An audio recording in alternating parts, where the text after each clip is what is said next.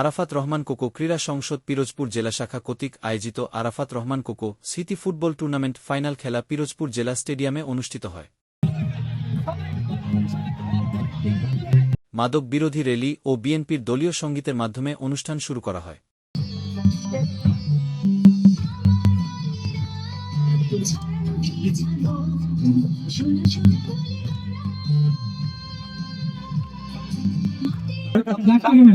Official সভাপতি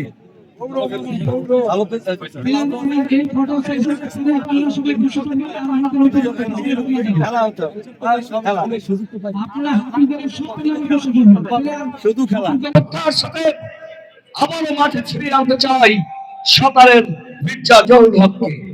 আমি ফিরিয়ে আনতে চাই আমাদের বন্ধু মনিরুল হক বন্ধুকে। আমি ফিরিয়ে আনতে চাই আমার বোন, আমাদের প্রিয় বোন, সাইক্লিং এ জাতীয় ভিত্তিতে যিনি পুরস্কার পেয়েছেন দুলারি অথবা মিসেস খবর। আমি ফিরিয়ে আনতে চাই আন্তর্শিক্ষানের সেই সার্থককে। আমরা ফিরিয়ে আনতে চাই আমাদের এখানে অনেক জাতীয় শাহগাজীর সেই দিনভর পরিশ্রম আর সাঁতারের কৃতিত্বকে।